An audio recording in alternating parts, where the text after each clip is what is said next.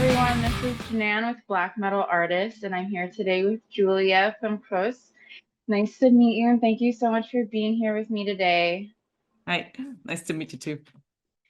Can you tell us about the origins of Kryss? Can you tell us about the background behind the band and how you came up with it? Yes. So, I had like a little hard, like a lot of hard times in my life, like for over 10 years. It was not so easy, and I went through a lot of hard stuff, let's say. And I just happened to be part of a black metal band before. It was Humanitas Error Est, and after the band split it up, I just decided I want to put all those feelings that I had for all these years and that were really dragging me down and so on, and convert them into something more creative, like connect them to the nature, to what is surrounding me. And then I decided I want to stay in black metal. I want to keep on with like being a vocalist. And so I said, okay, just take all of that and do a new band. I love that. And that goes right into like the incorporation of like how you feel nature takes a part in your music. Can you tell me more about that too? Like the influence? Yes. So actually, I'm from Thuringia. It's like the green heart of Germany. You can say it's like right in the middle of Germany. It's region that is like surrounded by forests and mountains.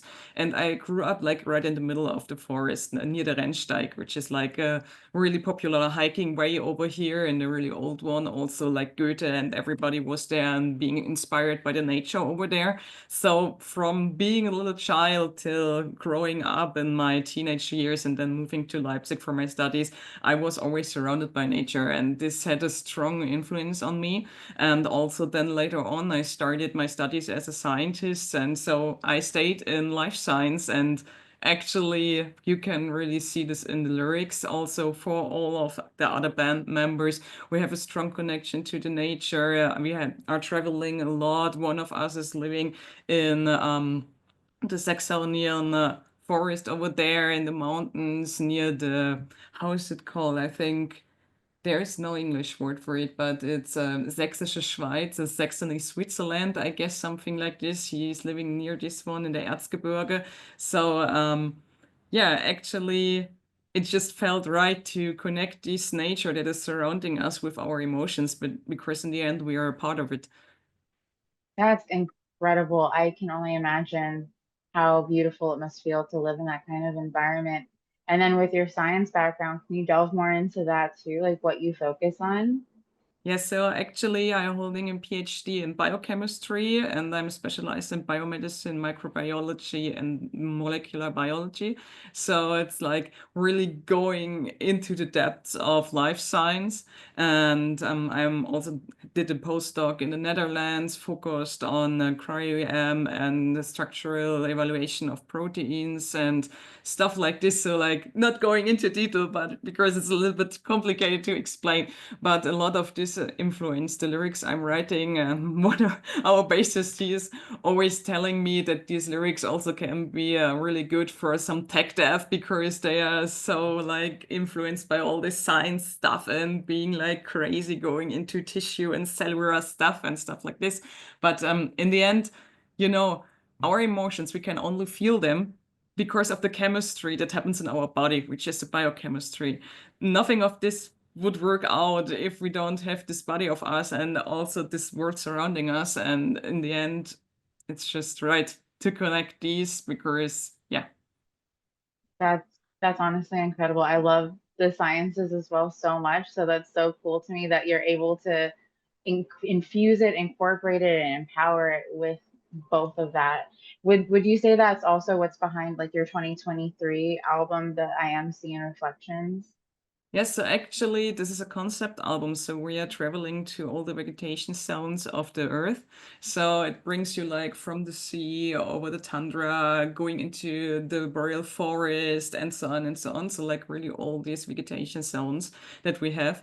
And it connects it also with a journey through human emotions. So, from struggling a lot, the ups and downs, good sides, bad sides, being like in the depth of the void of the human soul, and then in the end just merge with nature, going into the endless space, into eternity, which will happen to all of us in the end, because we are just made up of energy, and in the end, if this energy vanishes, we vanish with it.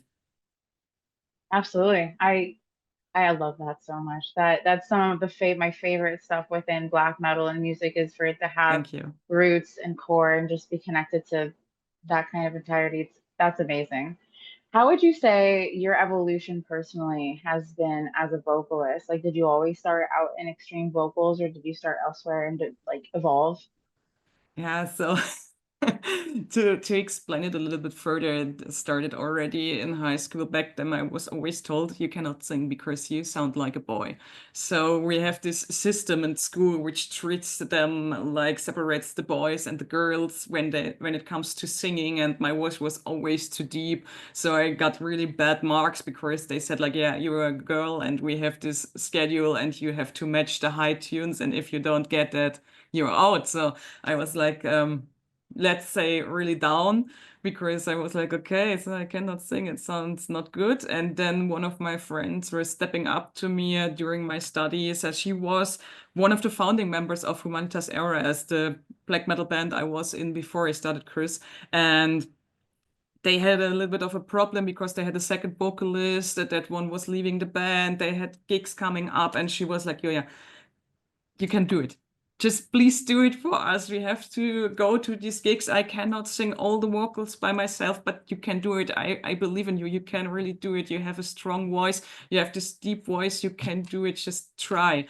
And then my ex-boyfriend, he went with me together to the rehearsal room and showed me a little bit of stuff. And then I started to try to figure out how I can handle these screamings and also these growls.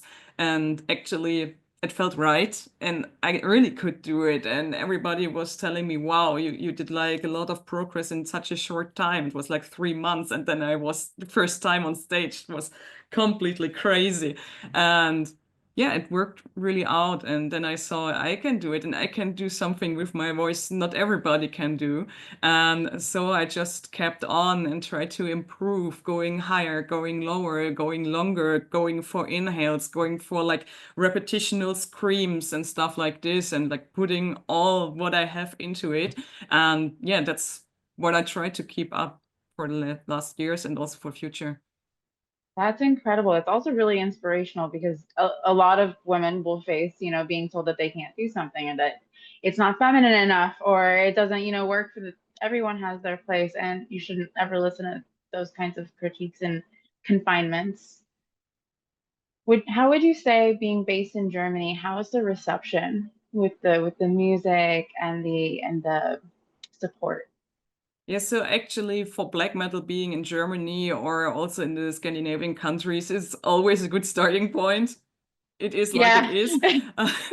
is. Also, our one guitarist, guitar player, he is from Poland, and we all know also Poland has like a really strong black metal scene. So being based here and being founded here has also a great impact because more people get to know you. There are more opportunities to perform on stage. There are more small gigs than in comparable countries, and yeah, stuff like this. So in the end, this was a good starting point.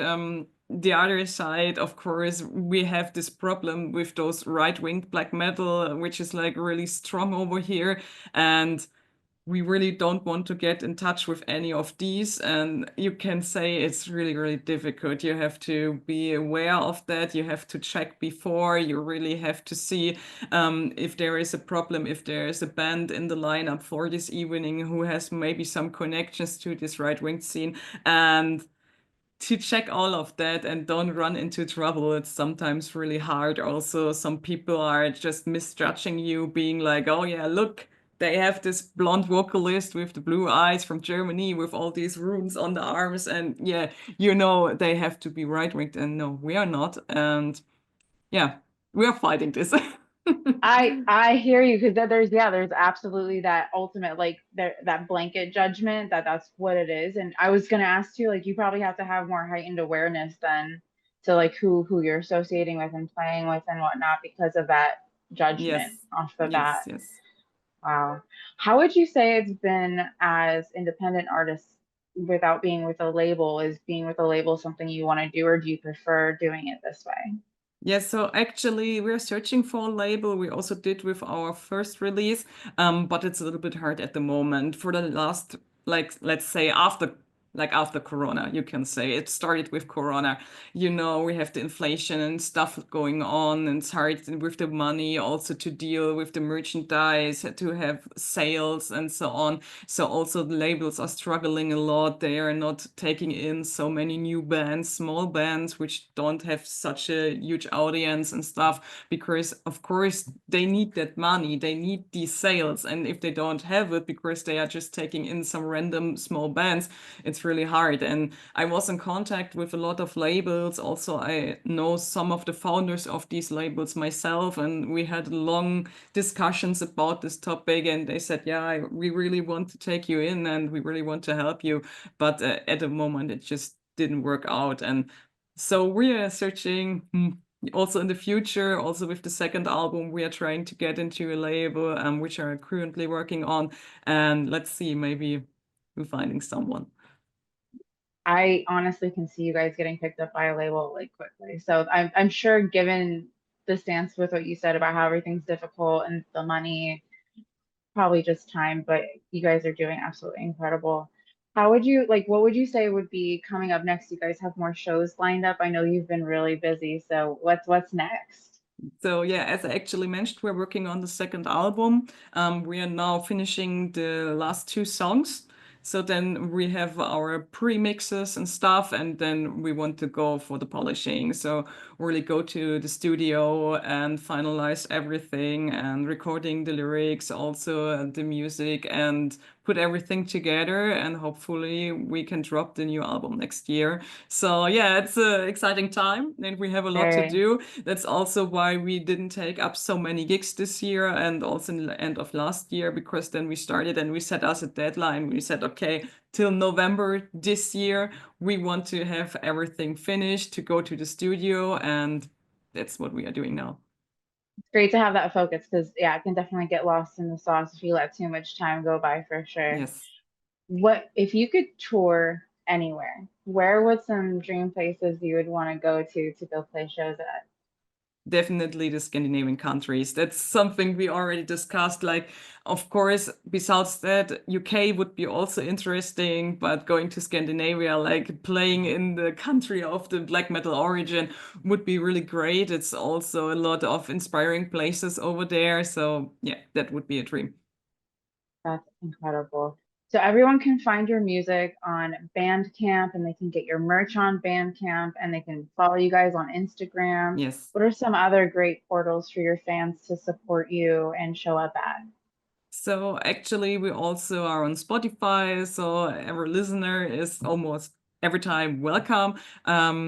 For YouTube, we are having not so much up there, only like a few videos that like coming from other sources. We are not really into YouTube because it just doesn't fit what we are doing. So in the end, the best support is of course always Bandcamp. Also, some of the fans are leaving some little messages with their order, which is always really nice. I'm handling all the orders myself, so this is Oh, great because then you see it's like really appreciated by the fans, and also on Instagram following, dropping some direct messages or stuff like this. It really shows that there is something who enjoy and someone who enjoys the music that we are playing. And yeah, I think these are the best ways to do that. And of course, come to our shows, be there, be in absolutely. front of the stage, even if I scream at you. Yeah, that's the best spot to be in. That's literally Yes, the best yes, spot to yes. be in. Yes, because this is not only for us, it's also for the clubs, which is they are also having a really hard time. They are facing so much hardship. There are so many great clubs who had to like close their doors because of the inflation and the losing sales and stuff like this, and we're not able Yeah. to sell enough tickets. We also see a lot of bands struggling with that they don't sell enough tickets for their gigs and so on. So please, just everybody come to the live shows. Doesn't matter if Yes. it's our live show or a live show of a befriended band or whatever. It's just go there, go to in front of the stage and support the artists. Yeah, supporting the local metal scenes, whatever your local metal scene is so important because venues do shut down and then these legacies kind of go away and these opportunities also. So I hope that all stays open, everyone shows up.